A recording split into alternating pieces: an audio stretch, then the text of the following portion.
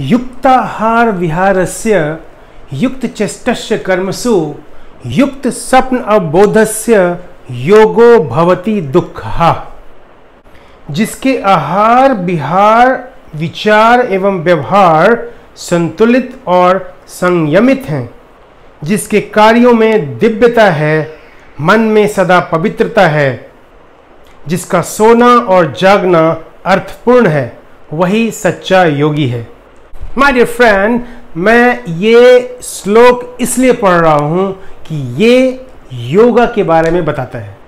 और आपको पता है कि 21 जून जो है इंटरनेशनल योगा डे है, तो इसलिए इस 21 जून को मैं बहुत ही इंपॉर्टेंट मैसेज देने की कोशिश कर रहा हूं। वो ये कि योगा का मतलब जो है, लोग ये समझ लेते हैं कि जो हम एक्सरसाइज करते हैं, योगासन है, सूर्य नमस्कार, प्राणायाम और जो दूसरे हम आसन करते हैं, मयूरासन, वज्रासन, मकरासन, ये सब आसन और प्राणायाम को योग समझ बैठे हैं। लेकिन माय डियर फ्रेंड, मैं आपको ये बताना चाहता हूं कि योगा जो है, योग जो है, उसको एक्चुअली हम बोलते हैं अष्टांग योगा। इट मीन्स 8 अंग। अष्टांग मीन्स अष्ट अंग, 8 उसका अंग है, 8 पार्ट्स हैं। तो आज मैं आपसे उस 8 पार्ट्स के बारे में बात करूंगा। My dear friend, I am Sanjay Shail, behavioural trainer and life coach. उस 8 पार्ट्स के बारे में मैं शुरू से आखिरी तक बताऊंगा और आपसे मैं ये चाहूंगा कि आप इस वीडियो को शुरू से आखिरी तक जरूर देखें, अगर आप इसको पूरी अच्छी तरह से समझना चाहते हैं। योगा को आपने अगर अच्छी तरह समझ लिया और अपने लाइफ में इसको यूज करने लगे, तो आपका life really, yes I am telling you, आपका लाइफ, आपकी जिंदगी बहुत ही बढ़िया हो जाएगी। तो चलते हैं हम उस 8 पार्ट्स की ओर। तो सबसे पहला जो पार्ट है उसको हम बोलते हैं यम। यम जो है, इंद्रियों एवं मन को हिंसा आदि अशुभ भावों से हटाकर आत्म केंद्रित करना ही यम कहलाता है। सो माय डियर फ्रेंड, यम का मतलब हुआ अहिंसा, सत्य, अस्ते। अस्ते मीन्स चोरी न करना, ब्रह्मचर्य एंड अपरिग्रह। अपरिग्रह का मतलब होता है कि चारों ओर से जो हम इकट्ठा करते हैं, संग्रह करते हैं अपने लिए, उसको न करना। तो इसका मतलब यम होता है। ठीक है, अब हम आते हैं दूसरे पार्ट की ओर। दूसरा पार्ट को हम बोलते हैं नियम। नियम के अंतर्गत आता है शौच, संतोष, तप, स्वाध्याय तथा ईश्वर प्राणिधान। शौच कहते हैं शुद्धि को, पवित्रता को। संतोष कहते हैं अपने पास विद्यमान समस्त साधनों से पूर्ण पुरुषार्थ करने को। जो आपके पास है उससे संतुष्ट रहना, दैट इज कॉल्ड संतोष।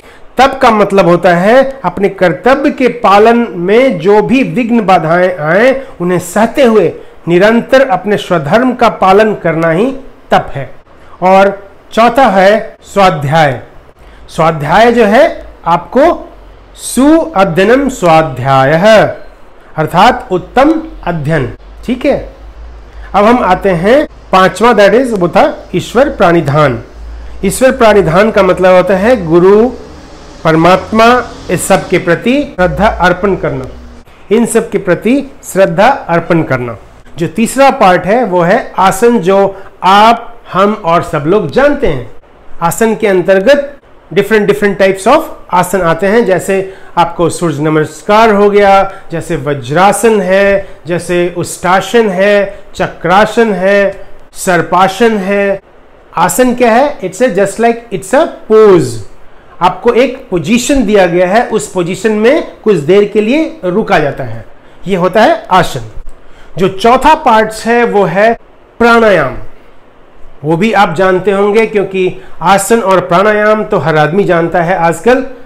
प्राणायाम जो है ये सांसों को अंदर लेना और बाहर करना, एक रिदम में उसको हम प्राणायाम बोलते हैं। प्राणायाम के बहुत सारे प्रकार होते हैं जो कि आप जानते होंगे, अगर नहीं जानते हैं तो आप इसे सीख सकते हैं, डिफरेंट टाइप्स ऑफ प्राणायाम।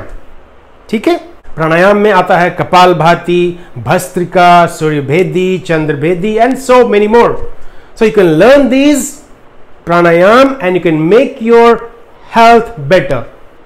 जो उसका 5वां अंग है, जो 5th पार्ट है, वो है प्रत्याहार। प्रत्याहार का मतलब होता है, प्रत्याहार के द्वारा जो मनुष्य जो है अपने इंद्रियों पे पूर्ण अधिकार करता है। वो सारी एक्टिविटी जिसके द्वारा अपने इंद्रियों पे, जितने भी हमारे इंद्रियों हैं, उस पे पूर्ण अधिकार करें, इसको हम बोलते हैं प्रत्याहार।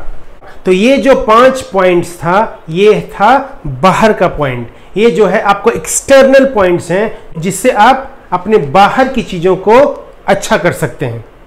अब जो हम 3 पॉइंट्स बताने जा रहे हैं, जो 3 अंग हैं, वो है अंदर की ओर। उससे आप अंतर्मुखी होने लगेंगे।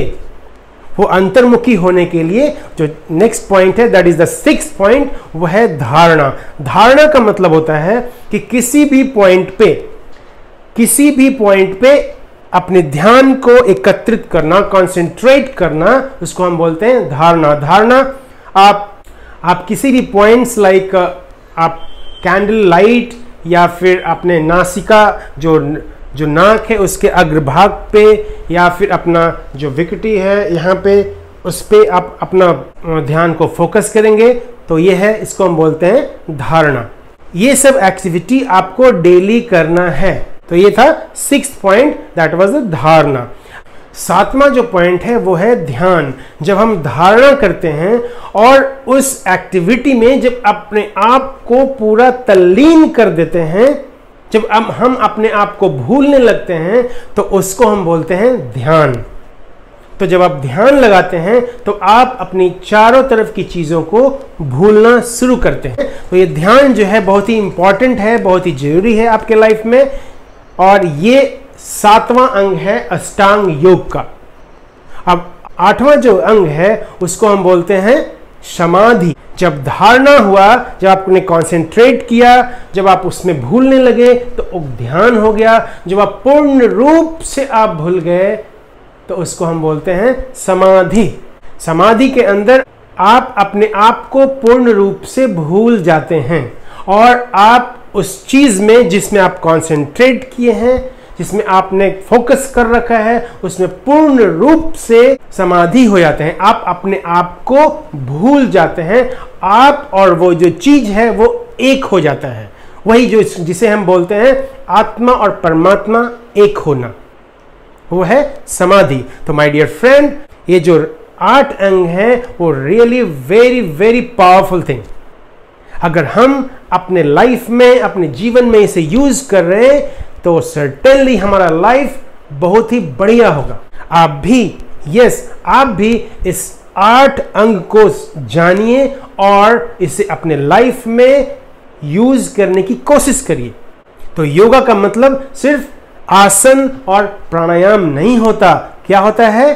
यम, नियम, आसन, प्राणायाम, प्रत्याहार, धारणा, ध्यान और समाधि। So my dear friend, I hope I tried to make you very clear that there are some secrets of yoga which you must know, which I tried to reveal in front of you, and I hope I did my best to do it. So did you enjoy that? If you really loved it or really enjoyed this, or you learned something from this video, please like it. And if you want to see this type of video from me on a regular basis, you can subscribe my channel, and don't forget to press this bell icon so that you can get all the notification instantly. So thank you for watching this video.